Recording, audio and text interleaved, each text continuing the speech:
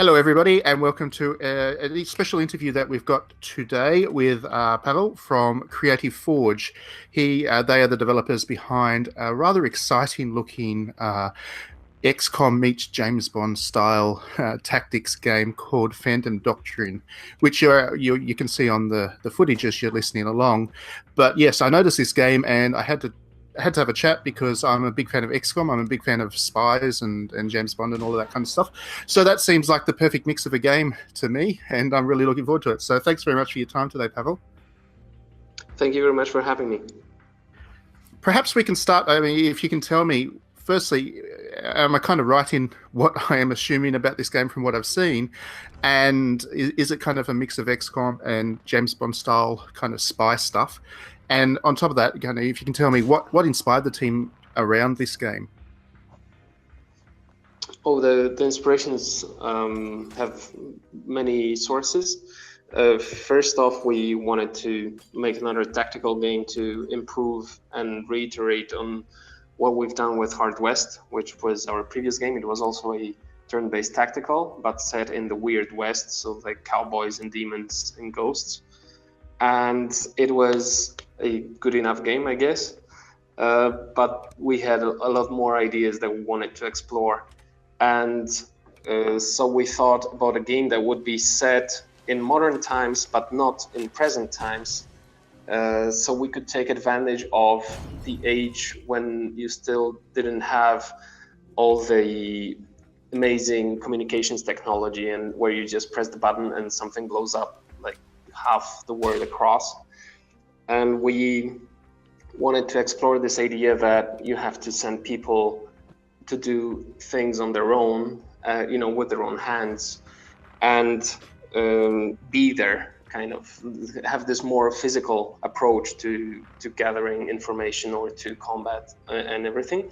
And so we thought that the Cold War lent itself pretty well, and especially the 80s, where it was the height of the Cold War, it is still relevant, and it hasn't been that long ago, so some people still remember what it was like. And then this kind of espionage theme came naturally, that you send like a small group of people to a secure location. They're on their own, they need to face all the risks and all the danger that is inside with just what they have. And we thought that this is basically what you do in turn-based tactical games, that you have a small squad of people. You're behind enemy lines, the odds are against you, but with careful planning and with careful execution, you can overcome and come on top and win, basically. Sure. That sounds, like I said, that sounds really great to me. I'm a big fan of that period, and especially the espionage side of things. Really kind of delights the imagination, I think, because it is that kind of, I don't know. It's something that even if you weren't around for the Cold War, you can certainly imagine. I guess people skulking around and covert ops and all that kind of stuff. So yeah, it should be really good. Yeah, a lot of pop culture that everybody is familiar with, and this is the period of time that has been explored for the past 10 years in movies and other media. And there is this whole genre of espionage fiction that we could dive into and just take inspiration from there. And so it all came very naturally, actually.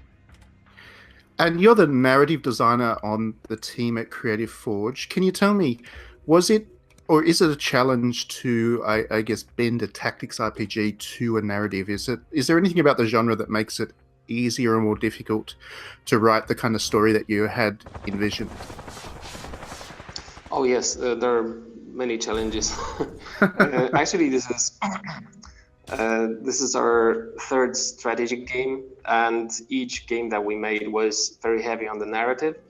So we had some ideas and some experience on how to approach the narrative for this kind of game. So for instance, in tactics games, you have this top-down view, and you are very distant from your avatar, from your characters. So giving them, for instance, expressing emotions and having them like express some kind of, deeper emotional involvement with something is very difficult. So I opted to have those spies who are like have been in this business for many decades, and they're all dispassionate. They're very professional, but they're also cold-hearted. And this actually plays very well with the themes in the game. You can brainwash enemy agents and interrogate them. So this is a very cruel world where human life is not worth very much. Actually, it's just the information that they possess that is valuable. So we have a lot of those very stoic, very poised, and very calm and cold agents, and most of the characters are not very emotional. They just, something bad happens, like they lose people, some kind of catastrophe occurs, and they just maybe not just carry on like nothing happened, but they are very pragmatic about it, and not really emotional, because we found out that this doesn't really work in this kind of top-down view where you're really detached from your character. It's as opposed to games like first-person perspective maybe, or games where you can have all the facial animations in much detail that can express these kinds of emotions. In a strategic game, this is much more limited. And the other big challenge was that we wanted this game to be big, and we wanted the campaign to be like at least 40 hours when you play it. So writing a story for this kind of expansive time is pretty challenging, actually. Well, we were mostly inspired by movies, and the structure of a story in a movie is designed to fit in a 2-hour block, while for this 40-hour game where the player can take many approaches and can go in many different directions, we needed to pace the story well and just have enough content, and this intrigue had to be deep enough so you could discover it throughout the 40 hours, not get bored during this time, but also not get confused by all the different, events and things that are happening. Because when you start a game for the first time, you play in the first hour, something important happens. In 30 hours, you're not going to remember what it was. So we had to really try to pace the story in a way that you could still understand what was going on, and yet have enough, complexity that it's not, too straightforward, too simple. Sure, and I think a lot of people don't quite realize that. It's one thing to say that a video game is very cinematic in quality, but when they do tend to run, 15, 20 times as long as the typical movie. It does change how you have to approach writing the story. I mean, you'd almost be looking at a kind of novel length in terms of the amount of writing you'd have to do for something of the length that you're suggesting that Phantom Doctrine will run for. Yes. Well, the story is basically divided into several chapters, and there is a big overarching plot, but it also has smaller chunks that you can, process and digest while playing. So this feels, I guess, more like a TV series than a movie, or maybe just like a game, like a new, type of narrative. That's one thing. And the other thing was that we have some consistent themes that reappear throughout the story, just to remind you that, okay, if you remember something like this happened, so now you see the consequences of it. And you need to remind the player several times what was happening, because we can't expect somebody to remember what was happening 40 hours ago. And what if they took like a 2-week break while playing the game? Then you're just lost in the story. Sure. And what was it that made you want to build a game that is so long? Because I don't know, I know a lot of people out there getting a little bit drained about how long video games are getting. It becomes hard for them to keep up with everything that seems of interest to them. And certainly when you're looking at 40 hours, that's a big ask for your players. So what is it about? Why did you think that this game needed to be so lengthy? Well, it is an experience that we had from Hard West. Hard West was about 15 hours long, and many people complained that it was too short, that we had several separate stories and that they felt short, and they added up to a big plot that was still kind of short because it was just 15 hours and had not much replayability, or at least it wasn't very apparent. So as a goal for this project, we said that we needed to hit this mark that has been established by other games in the genre, and that it's a 40-hour campaign on average, and that it has to have a lot of replayability. And so the whole game was designed from the ground up to be like this. So we have, as opposed to Hard West, where we had like handcrafted levels and every enemy was placed by hand. And when you played the same game twice, you got like a very similar experience because the enemies were always in the same spots and they always behaved in the same way. In this game, we have a whole bunch of levels, but they are populated procedurally with objectives and enemies. So you never get a level that is populated in the same way twice. Well, at least it's not very, the probability is very low. And the story is also designed to be replayable in that we have several openings. So like the first chapter can be played, is completely different depending on the background of your main character that you choose at the beginning of the game. So if you play, for instance, as a KGB agent, you get several missions that are specific just to this background. And if you play as a CIA agent, you have a completely different set of missions and objectives at the beginning. And it tells you a different facet of the story. It gives you a different perspective on the opening of the story.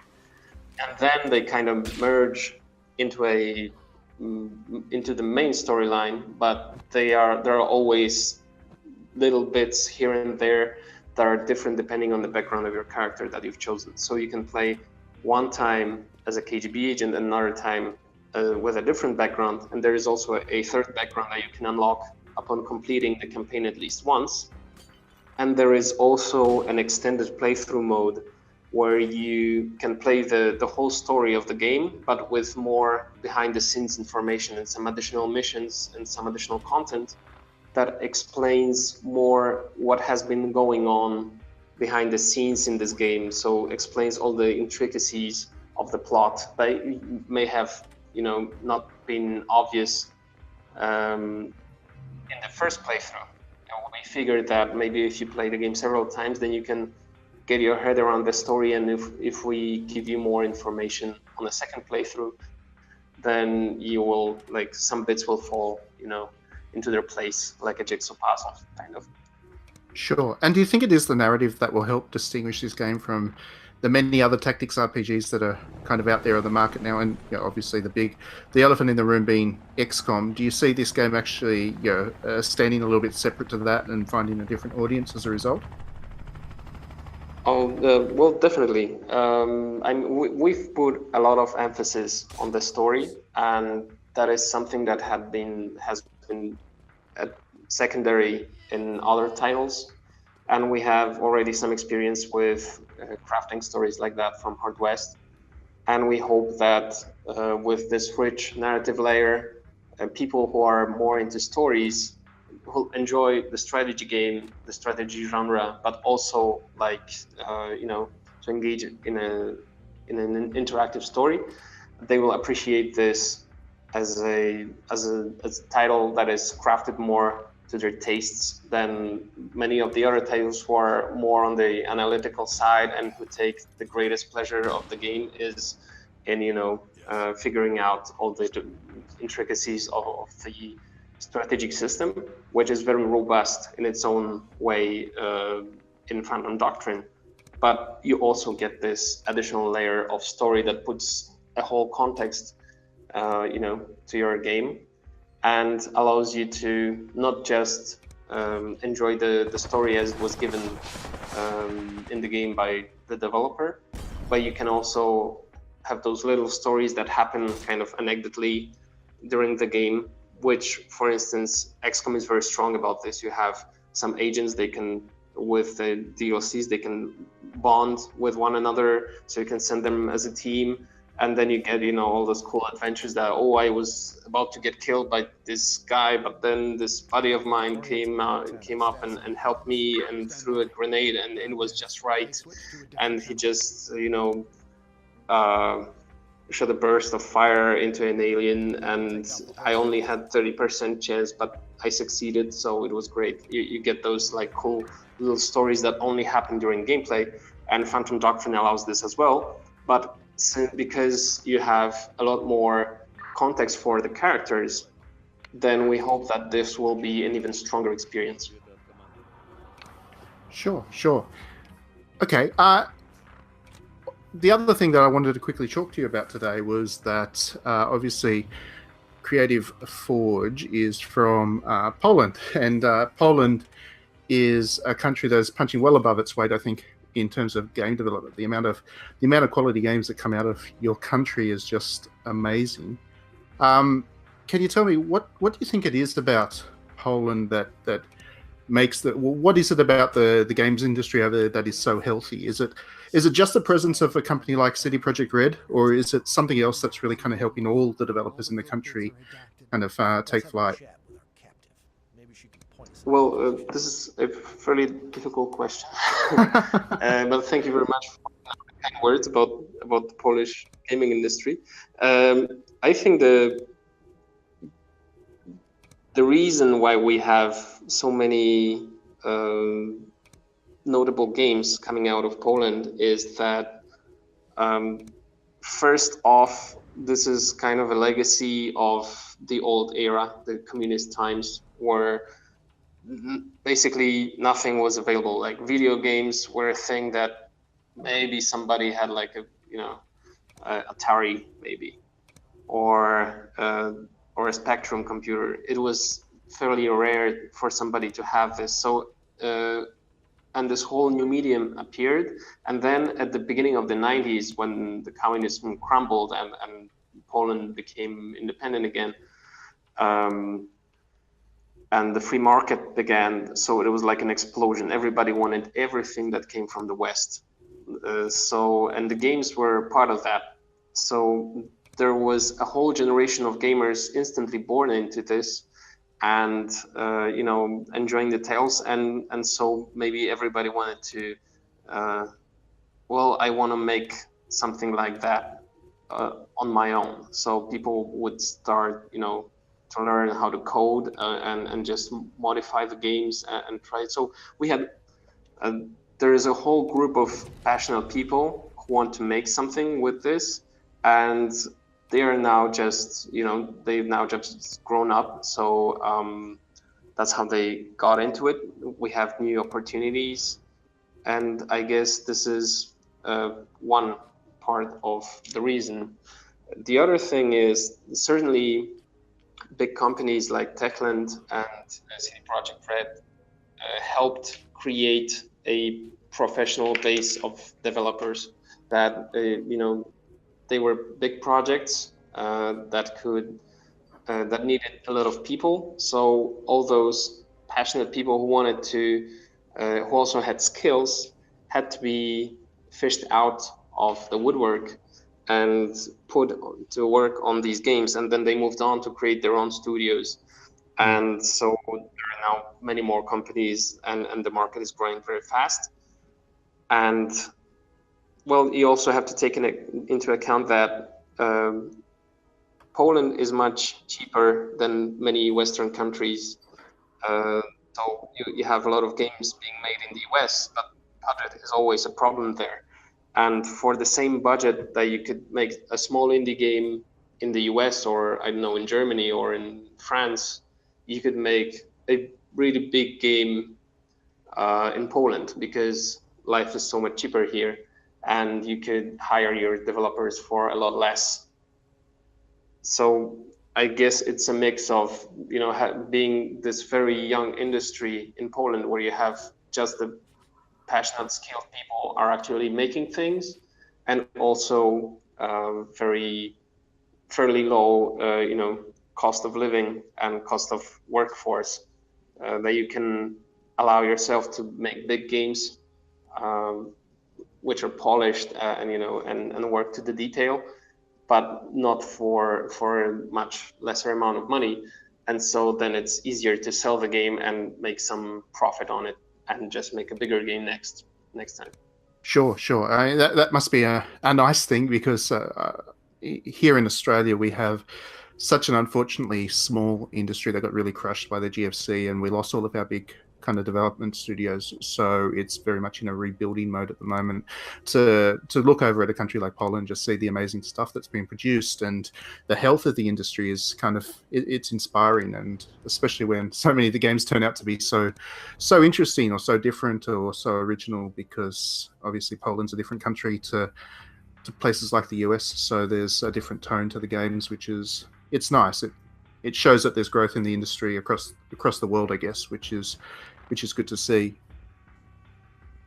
Yeah, I think there are many, now with publishing being much easier than in previous years, we can see a lot of interesting companies make it to the market and just be successful with projects from countries that you wouldn't normally associate with. They're making games. Before it was like we had American games and Japanese games, and there was a couple of other companies that subscribe more to one style or the other. And now you wouldn't, I guess you would say that games are being made worldwide, because there are companies everywhere that, there was this bartending game, Valhalla. It was like a cyberpunk indie game from South America. And the guys who published it, they literally wrote that we made this game so we could sell it, so we could move out of the country and have life elsewhere, which I thought was a little bit endearing and funny and dramatic as well. But the fact that they made a very cool game that sold well in the market was noteworthy. And you have also companies like Grinding Gears in New Zealand that made this big MMO game, Path of Exile, and this big hack and slash RPG, and then many people are playing it. And New Zealand is like, it's not a country that you would normally associate with, that the games are being made there, even. And if they are big games with, worldwide appeal. And so I think that the industry as a whole is growing, and the fact that we can now publish games much easier than before is beneficial to the whole industry, because we can all learn from one another, and we can, get to enjoy all the creative ideas that people have across the world, which is great. Yeah, absolutely. And then just as a final question for you today, can you tell me, when you're not busy working on tactics RPGs and writing stories for them, what kind of games do you yourself like to play? Oh, I play a lot of RPGs, which is, something that I've played. Fallout used to be my favorite game, and then Baldur's Gate, and all the classic RPGs. So I still play them. I play a lot of action adventure. I really enjoyed the rebooted Tomb Raider series, and I also play some shooters when I just want to, chill off, and an odd game here and there with interesting narrative. So Firewatch, Subsurface, Circular, all those like little indie titles that are very strong on the narrative side. I think they're interesting, to see how people approach writing stories for games, and this is slowly diverging from the classic movie structures or from any book structures, that some kind of gaming narrative tradition is appearing. Maybe not tradition, but there are some conventions that are appearing, and there are some experiments being made. And I think this is refreshing and interesting to see how this is going to develop. And always nice to steal some good ideas from other people.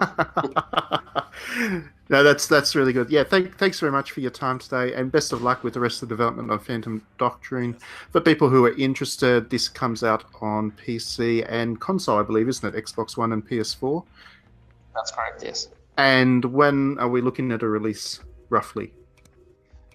It's this summer, although I'm pretty sure the final date hasn't been announced yet, but it's going to be this summer.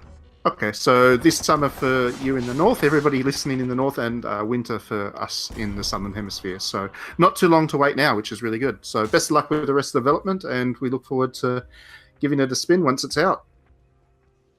Thank you very much, and thank you for the call, for having me. It's been a great pleasure, and good evening to you all.